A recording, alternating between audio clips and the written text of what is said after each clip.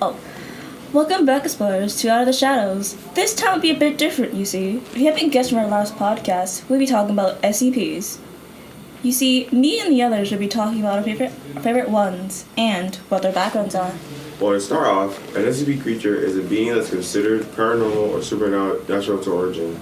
These creatures are often subject of research by the SCP's Foundation, and a secret organization that specializes in studying and containing these beings. My first one has to be SCP-049, also known as the Purge Doctor. It's classified as Euclid, meaning it's unpredictable as well as understanding. You see, SCP-049 is found in the southern part of France and has a black long hooded jacket and appears to have a bird mask as well, but in reality, it's shown as being part of them. Even though they mainly look and sound like human male, but it's really different, and their main goal is to cure all cures, even though they might kill them or find them a different way to cure them. SCP-4949, also known as Child's Toy Doctor Kit, is classified as safe, so it can be touched and be around people. You see, when a child under the age of 10 wears a lab coat and uses any component of SCP-4949 with a desired outcome of performing a related medical test or procedure on a living human, the test will be successful. It won't work if the person is older. SCP-007, also known as the World, is also classified as Euclid according to the human male in which 007 appeared in. The planet randomly appeared in place of the subject's abdomen. He slept soon after the SCP Foundation contained 007 and the subject at Biological Research Area 12 in the United States.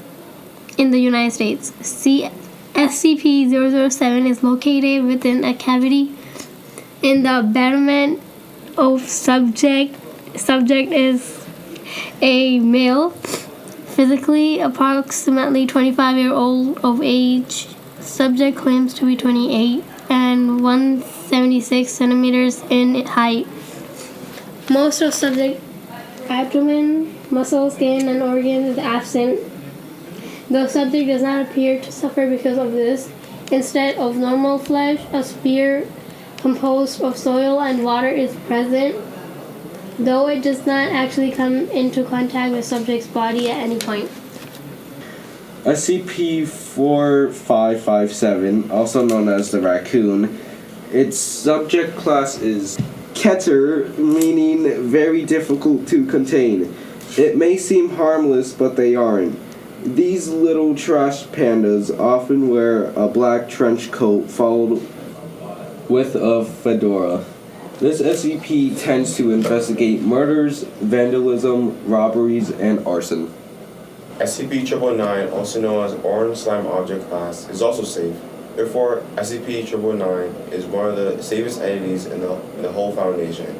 There's not a lot known about the cute little slime, and can even walk around freely as they wish.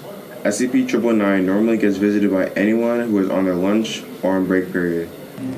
The last one for me is SCP-053, also known as the Little Girl. Object class Euclid. The little girl stays in her 5x5 room with toys and food and snacks whenever she asks.